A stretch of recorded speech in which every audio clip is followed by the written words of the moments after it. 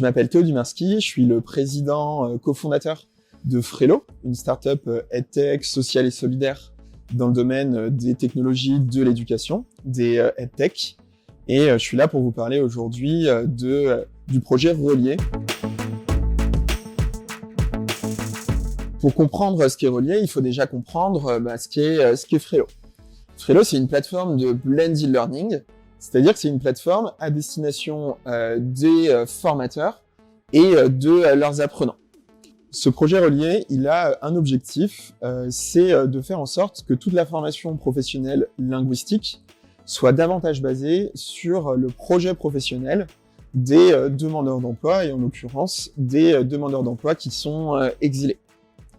D'habitude, les formations qui sont proposées par Pôle emploi ont vraiment une notion de niveau. La façon de faire de Relier, c'est plutôt en entrée de parcours d'essayer de comprendre quel est le projet professionnel de l'apprenant, quelles compétences linguistiques est-ce que ce projet professionnel nécessite en termes de français général, français du monde de l'entreprise, français des compétences mathématiques de base, français des compétences numériques de base, et on va proposer à chaque apprenant un parcours qui va être adapté en fonction de son projet professionnel.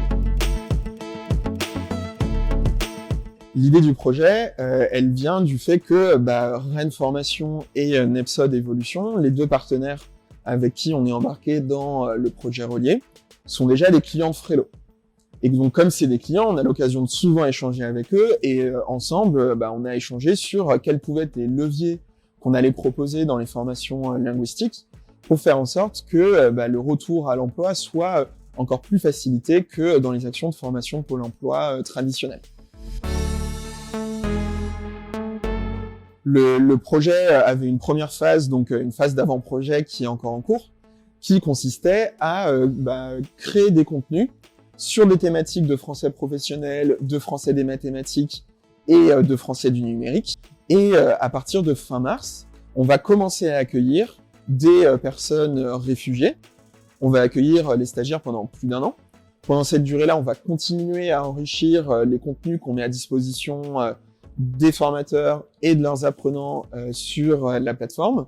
On va aussi enrichir notre outil en fonctionnalités technologiques pour petit à petit itérer et voir si on arrive effectivement à atteindre cet objectif ambitieux de 70% des personnes réfugiées qui retournent à l'emploi ou à la formation professionnelle métier à l'issue de leur parcours avec Relier. Le plus difficile, en fait, pour vraiment atteindre cet objectif de s'adapter au projet professionnel de chaque apprenant, c'est le défi logistique que cette promesse induit. L'outil numérique peut être une première réponse à ce défi logistique.